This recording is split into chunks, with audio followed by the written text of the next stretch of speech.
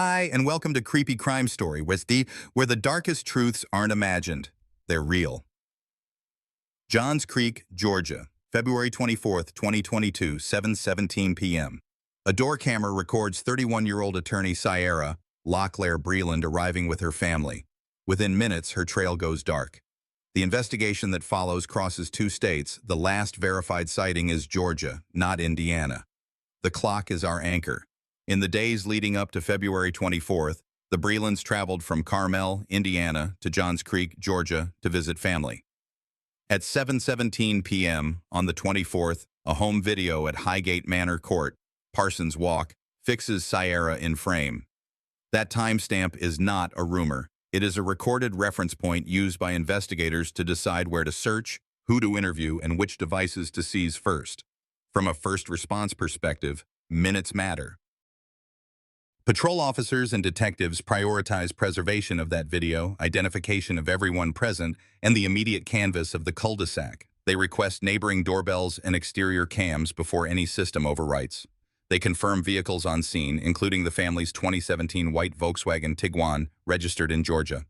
Nothing about these steps is dramatic. They are standard, disciplined procedure designed to keep speculation out and chain of custody intact. 2 days later, February 26th, a missing person report is filed in Carmel, Indiana. A competing account enters the record. A late-night walk said to have occurred in Carmel around 10 p.m. The claim is noted, but investigators publicly emphasize a critical negative. There is no evidence Sierra ever returned to Indiana after the Georgia trip. That statement isn't rhetoric, it's a boundary line. It tells you where the known stops and the alleged begins. First response, then splits along two coordinated tracks. In Georgia, officers and federal partners secure the Highgate Manor Court environment, pull neighborhood video, and document the comings and goings later that night. In Indiana, detectives take the report, log the claim of a late-night errand, and request corroboration. Store cameras, receipts, and any device activity that could show movement at that time. The data aligned too cleanly. Sometimes that was the problem, one investigator would later say, because when one map says Georgia and the other insists Indiana, only verifiable records decide. This opening phase is not about motive. It is about stamps. Who called whom, when cameras triggered, where vehicles were actually observed. It is about avoiding contamination. No dramatic scene announcements, no vocabulary that outruns the record. There is no body. There is no confirmed crime scene with blood or forced entry in public filings. There is a disappearance with a locked last seen timestamp and a jurisdictional question that shapes the rest of the case. For you watching, here is the practical takeaway. When a person's last verified frame is one state, but a later story relocates them to another, investigators treat the second location as claim only until video, transactions, or carrier records lift it into the realm of fact. It's clinical because it has to be. In towns like Johns Creek and Carmel, disappearances aren't just crimes. They tear at the fabric of a quiet community, and the only way to hold that fabric together is with provable threads. When there's no body, the paperwork becomes the body. The case pivots to intake. Evidence control logs open, seals are assigned, and every transfer, even across state lines, is documented with time, handler, and location. Investigators treat what they have as body adjacent. That means the doorbell file that fixed the timeline, any clothing collected from relevant locations, swabs taken from the family vehicle after lawful processing, and personal devices held under warrant. Each item enters the chain the same way a decedent would, received, labeled, preserved, and tracked without gaps. The priority is simple: no contamination, no ambiguity, no missing minutes. Technicians begin with condition reports. Media is hashed to create a digital fingerprint. The hash values are logged, so any later copy can be proven identical to the original. Phones and tablets are triaged in a clean lab using write-blocked extractions. The point at this stage is scope, not story. List what's present on a device, whether there are encrypted containers requiring legal authority, and whether the device was active or dormant around critical windows. If something is locked, that goes into the report as pending lawful access, not as speculation about what might be there.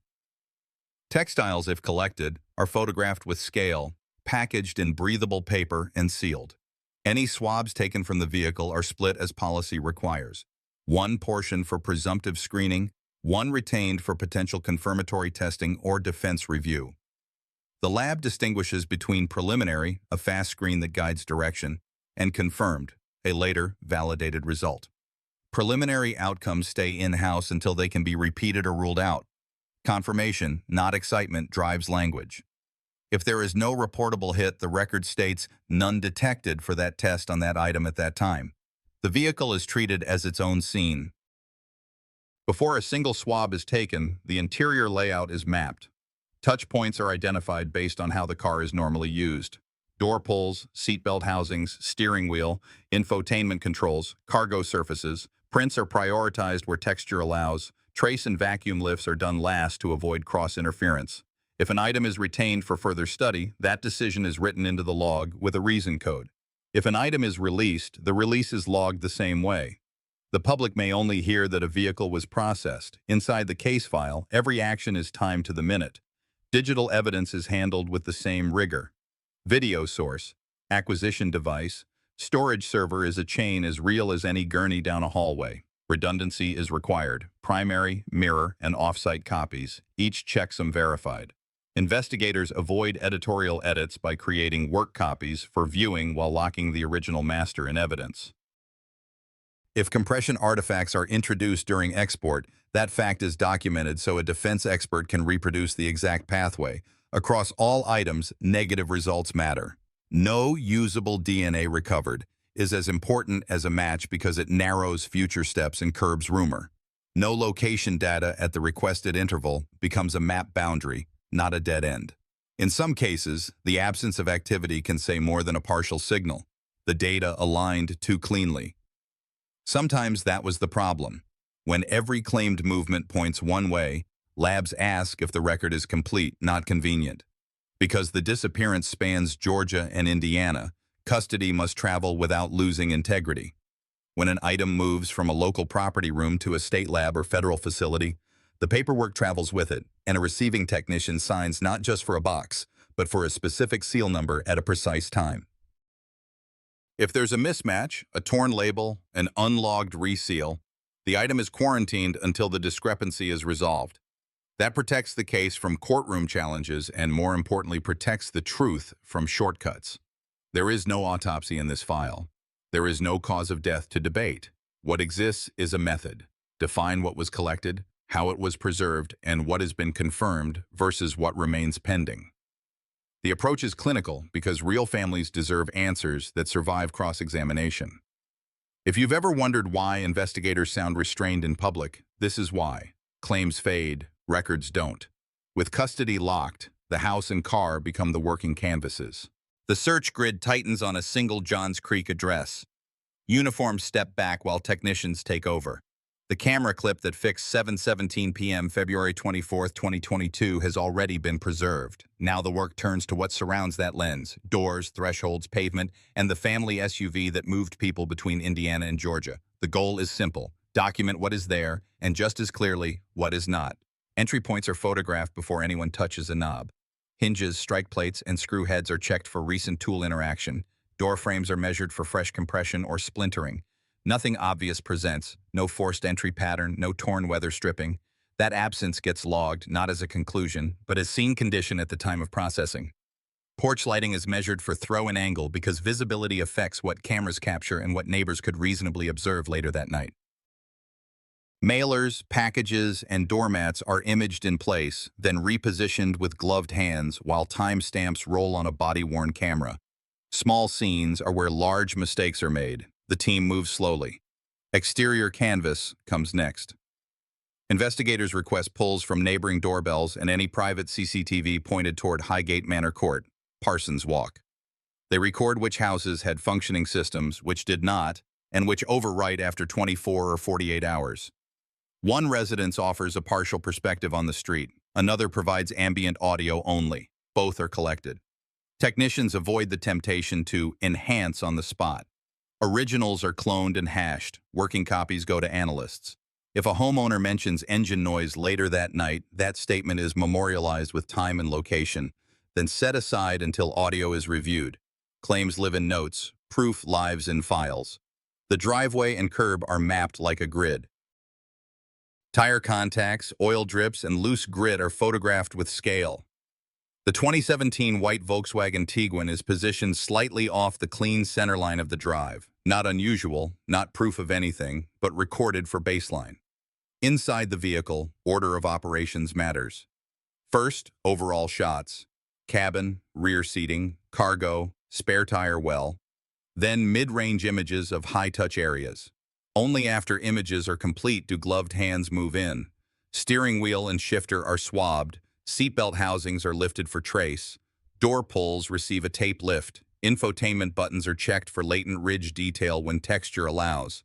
The cargo area is vacuumed methodically with a filtered device. Debris is sealed in sterile canisters and labeled with position codes. Every container gets a seal number. Every seal number gets a signature trail. Technicians label items, working, confirmed, or none disclosed based on what is supportable at the time.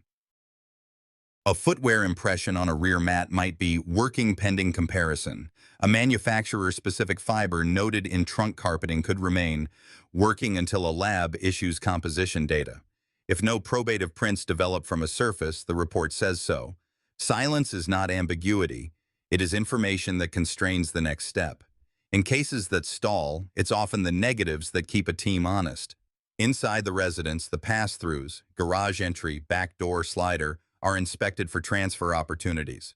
Swab points are chosen where contact is most likely.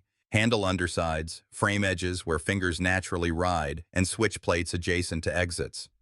A dusting pass for latent patterns follows on smooth surfaces, with care not to overprocess textured areas that will never yield ridge detail. If an item of clothing is collected from the home, it is bagged separately to avoid cross-transfer with vehicle-derived trace. Clean in, clean out applies to technicians as well. Fresh booties between rooms, fresh gloves between tasks. Neighbor canvas is balanced with privacy and precision. Investigators ask structured questions. What did you see? What did you hear? What time did you notice vehicles moving? Did anyone ring your bell or knock? Leading questions are avoided. Certainty is recorded at the level the witness offers.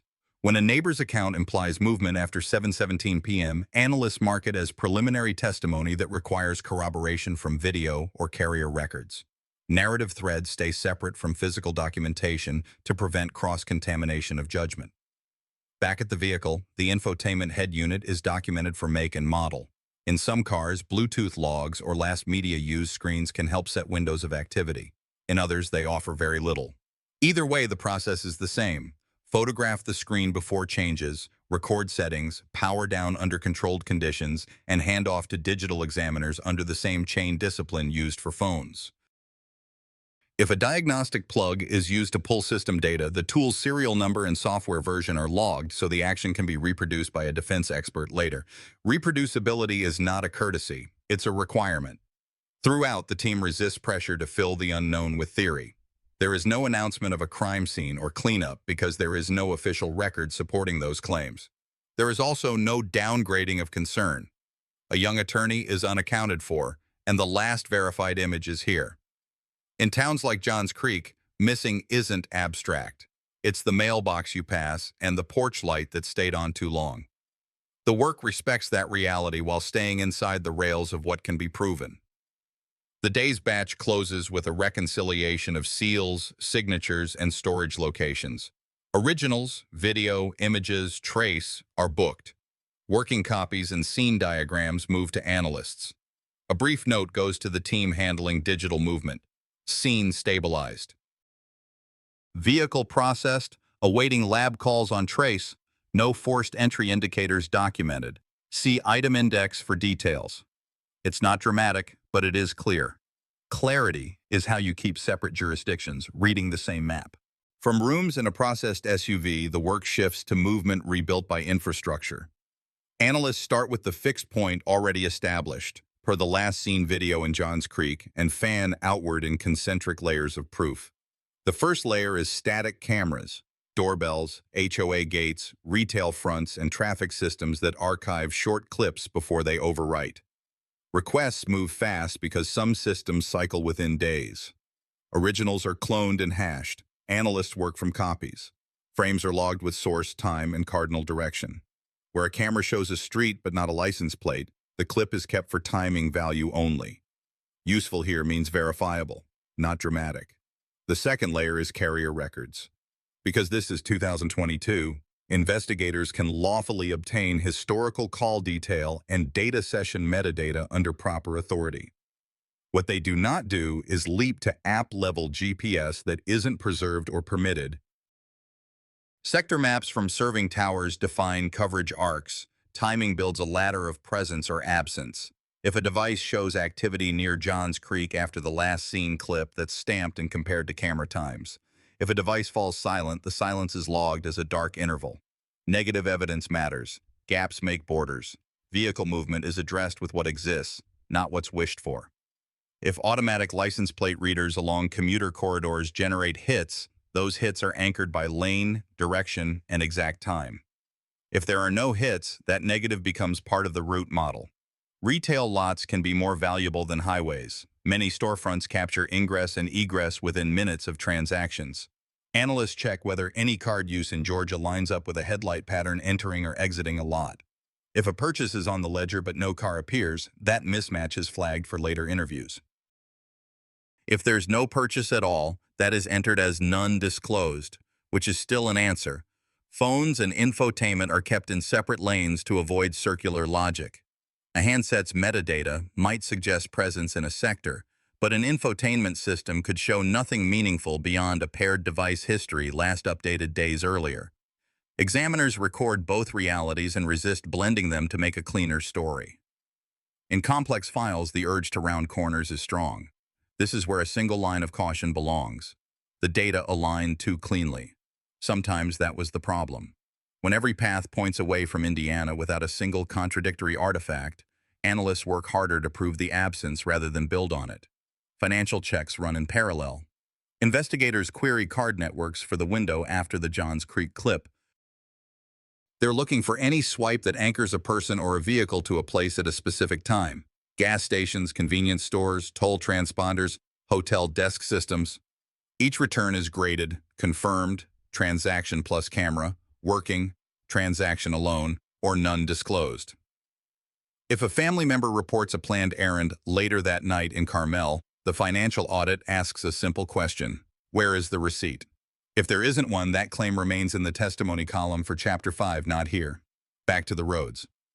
Analysts map plausible routes out of the Johns Creek area using only verified time points. They avoid drawing a full line where they have dots. A neighbor's audio clip with engine noise is set aside until it can be matched to a moving headlight or to a drive-by on a secondary camera. If not, it remains anecdotal. The team also considers infrastructure realities, construction closures, known camera outages, lighting conditions, because those shape what any system could have captured that night. This isn't guesswork, it's bounding the problem so interviews and searches don't wander. Dark intervals are documented, not dramatized. If for a stretch of hours after the last seen clip, there are no verified pings, no taps, no transactions, that blank is written as a timeline object with a start and an end, not as a void. Later, in interviews, that object will be placed in front of a witness with the question that matters: what explains this gap? The record, not the narration, sets the constraint. All of this rolls up to the cross-state question that has defined this crime inquiry from the start. Is there any verified activity placing Sierra back in Indiana after the Georgia trip? As of the public posture investigators have repeated, the answer remains no. That conclusion is not built on a single camera or one phone bill. It sits on layered negatives that survived hashing, sector mapping, and transactional checks. Absence isn't proof of what happened, but it is proof of where proof stops, and that line protects both the search and anyone who might stand trial. For families, this stage can feel clinical. The language is dry by design, verified, working, none disclosed. But dry is honest. The method keeps memory from drifting and prevents the human need for a story from outrunning the facts. It respects the missing, and it respects anyone who may be accused. With the route model pinned to records and the blanks framed without speculation, the next move is to sit down with people and test words against stamps. Words meet timestamps here. Detectives structure every conversation around known anchors: the Johns Creek last seen moment referenced earlier, dark intervals that followed, and any verified transactions or camera hits. Each interview starts with a neutral timeline and moves outward. The goal is not to trap a witness, it's to test how a narrative sits against records that don't change. The primary household account describes a late errand in Carmel later that night. Investigators record the statement verbatim, lock the time window offered, and ask for ordinary corroboration: store name, route, what was bought, how payment was made, who might have seen the errand. They do not argue the point in the room. They document it, then send the time window to the digital and financial teams to confirm or show nothing there. If the stores identified have no matching video, no receipt, or no staff recall, that absence returns to the interview room on a second pass as a single, focused question: what explains the gap? Relatives and neighbors receive the same discipline. In Johns Creek, officers ask for observations tied to a clock, door chimes, vehicles, footsteps, voices, without suggesting answers. If someone recalls engine noise, the report captures the estimate and direction, then parks it until audio or video can corroborate. In Carmel, canvas questions seek confirmation of any sighting or errand that would move the map north. Precision matters. About 10 becomes a 10-minute range. I think is recorded as uncertainty. The record respects what people remember while refusing to let memory rewrite geography. Phone habits become a quiet test. If a witness describes messaging or calling around a contested window, investigators request screenshots or consent to examine logs. If a device shows no activity when the account depends on activity, the contradiction is marked as testable, not declared false. Likewise, if a person claims to have driven to a store, detectives ask about ordinary details that rarely line up by accident: aisle layout, the clerk on duty, the position of the card terminal. Small facts can be more durable than big claims. Language is audited too. Investigators note distancing phrases: we were kind of, she might have, and shifts from active to passive: it got late, when the timeline needs direct subjects and verbs. That doesn't prove a crime. It signals where follow-ups should drill down. When a story adds new specifics only after a negative result comes back from cameras or carriers, that change is documented with the date the speaker learned of the negative to separate true recall from reconstruction. By the end of this phase, statements sort into three bins: corroborated by independent records, uncorroborated but not contradicted, and contradicted by objective data. The third bin does not trigger conclusions on its own. It triggers warrants, new searches, and a narrower set of questions delivered under caution. Families deserve restraint, and so does anyone whose liberty might be at stake. Accuracy is the point. With the interview matrix built and contradictions flagged for legal review, attention shifts to what people buy, carry, and plan before and after key windows, because receipts and surveillance often say what words won't. Paper trails replace speculation. Detectives move to receipts, surveillance, and ordinary purchases that anchor real movement. Subpoenas go to big box retailers, hardware chains, pharmacies, and gas brands along corridors touching Johns Creek and, by claim, Carmel. They're looking for transactions within minutes or later that night that line up with the time windows already defined. Fuel buys, cash withdrawals, cleaning agents, tarps, gloves, prepaid phones, hotel swipes. Each return is scored: confirmed, transaction plus video, working, transaction only, or none disclosed. When a store can't produce a match for the stated errand in Carmel, the absence is recorded, not argued. If a cash purchase could evade card logs, that fact is noted as a limitation, not a conclusion. Retail surveillance is approached methodically. Requests specify date, hour, entrance and register angles, and retention policies, because many systems overwrite fast. Managers provide media with an index if available. Analysts compare entry/exit frames against vehicle sightings. They also read the receipt cadence, time from entrance to pay, to see if it matches a plausible in-store path. If a claimed purchase exists with no corroborating frames, the line stays in the working column pending further confirmation. If there is neither receipt nor video, it's cataloged as uncorroborated testimony for the interview team to revisit. Fuel and toll checks run in tandem. Investigators query linked rewards cards and transponder accounts for Georgia to Indiana travel after the last seen moment referenced earlier. Where there are no hits, the negative tightens the map. If a pump camera exists, its field of view is requested to catch license plates or distinctive vehicle features. When nothing surfaces, the report says none disclosed for that location at that time, because blanks are part of the record and protect the integrity of any future charge. Medical and travel indicators are queried without drama. Passenger name records, airline bookings, and bus manifests are checked for any booking tied to the relevant identities in the critical window. None disclosed publicly aligns with the earlier understanding of overland family travel. Pharmacies are asked for urgent fills that could place a person at a counter. None disclosed becomes another negative that keeps the timeline honest. One legal thread exists outside the disappearance and is kept separate on purpose.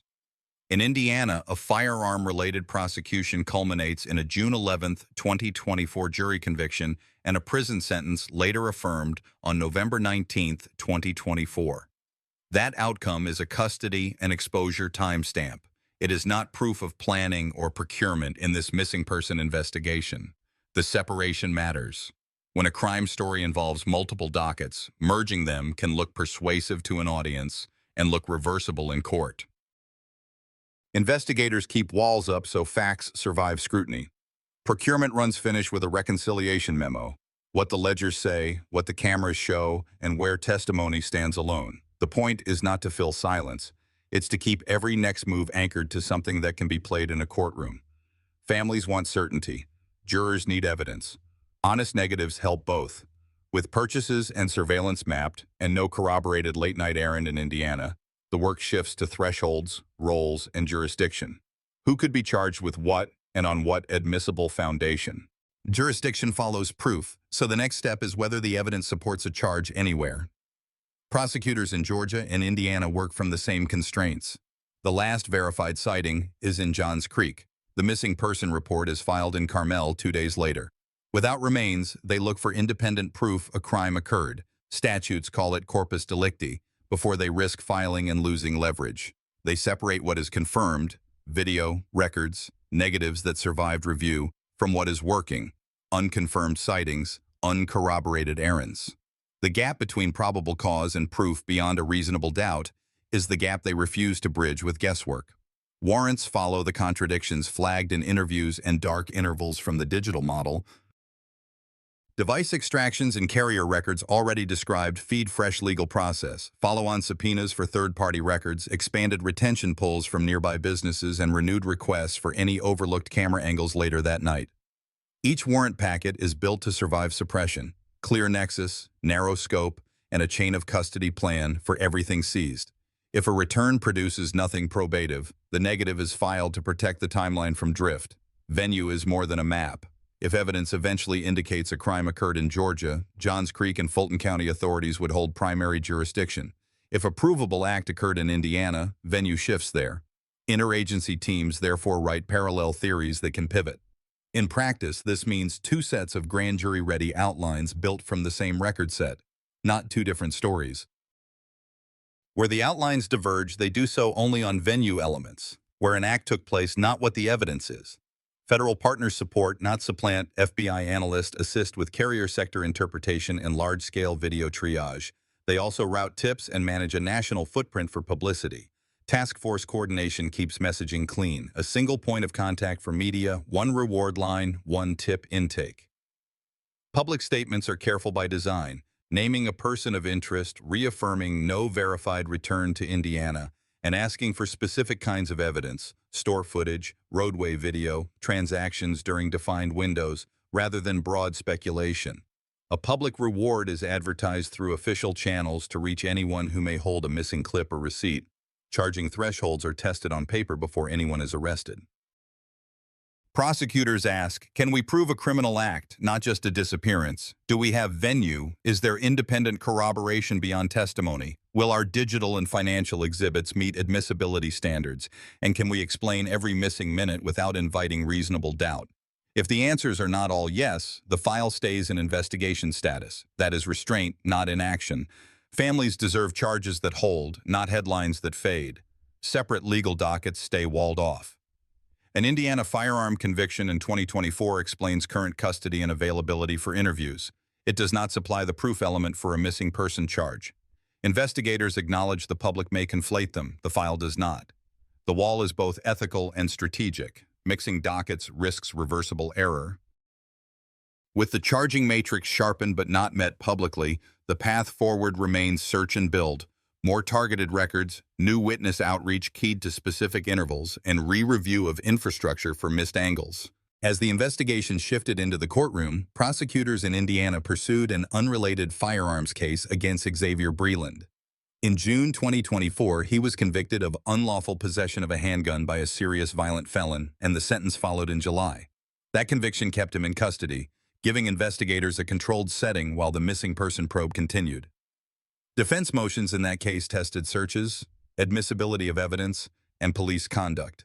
The rulings, upheld on appeal in November 2024, reinforced law enforcement's procedures and provided a preview of how judges might handle evidence if homicide charges ever emerged. Later that summer, Breland faced an additional intimidation charge tied to courtroom conduct, further shaping the assessment of flight risk and custodial control. Still, despite layered legal activity, the central file remains unchanged. Sierra Breland is missing, her husband is a named person of interest, and no homicide indictment has been filed. As of September 12, 2025, the investigation remains active. Cause of death, undetermined. This chapter closes the narrative by returning to its core. A young attorney vanished, her family still waiting, and the justice system holding open a case that underscores the relentless demands of true crime. As I close this case file, I'm reminded how fragile trust and safety can be, even in the places we call home. Sierra's disappearance is not only a crime story, it is a warning about awareness, resilience, and the importance of standing up for one another when something feels wrong. We cannot bring closure yet, but we can honor her by paying attention, by speaking out, and by refusing to ignore signs of danger. What do you think this case tells us about justice in America today? If this story touched you, share your thoughts in the comments. Tell me where you're watching from or why it struck a chord. And if you want to join me for the next story, subscribe to the channel so we can keep learning and reflecting together.